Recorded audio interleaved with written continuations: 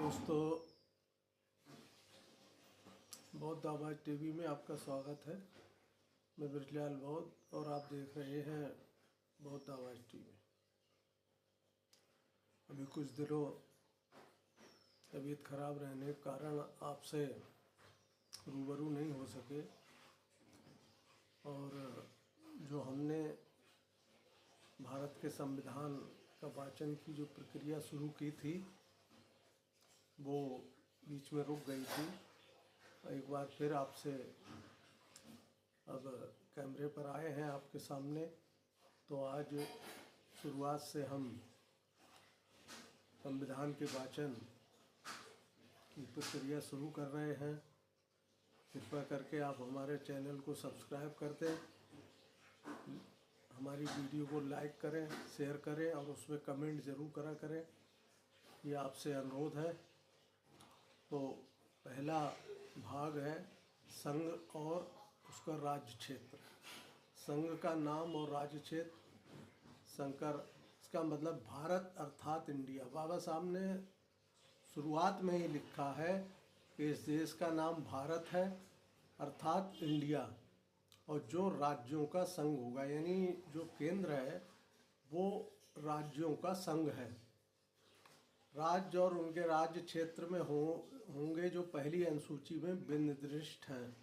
भारत के राज्य क्षेत्र में राज्यों के राज्य क्षेत्र पहली अनुसूची में विनिर्दिष्ट संघ राज्य क्षेत्र और ऐसे अन्य राज्य क्षेत्र जो अर्जित किए जाएं समाविष्ट होंगे।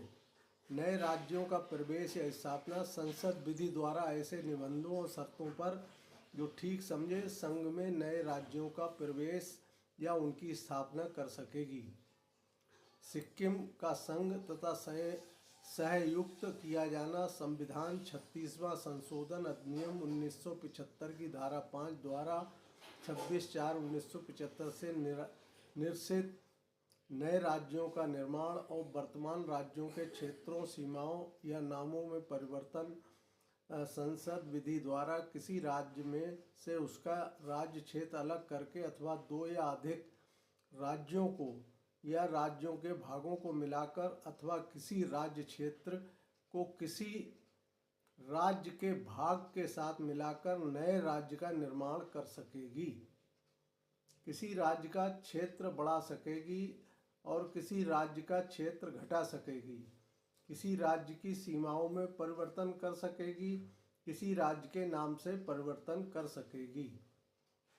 परंतु इस प्रयोजन के लिए कोई विधेयक राष्ट्रपति की सिफारिश के बिना और जहां विधेयक में अंतर्विष्ट प्रस्तावना का प्रभाव राज्यों में से किसी के क्षेत्र, सीमाओं या नाम पर पड़ता है, वहाँ जब तक उस राज्य के विधानमंडल द्वारा उस पर अपने विचार ऐसी अवधि के भीतर जो निर्देश में विनिर्दिष्ट किए जाएं, ऐसी अतिरिक्त अवधि के भीतर जो राष्ट्रपति द्वारा अनुज्ञात की जाए, प्रकट किए जाने के लिए वो विधेयक राष्ट्रपति द्वारा उसे निर्देशित नहीं किया गया है और इस प्रकार विनिर्दिष्ट या अनुज्ञात अवधि समाप्त नहीं हो गई है, संसद के किसी सदन में पुनर्स्थापित नहीं किया जाएगा।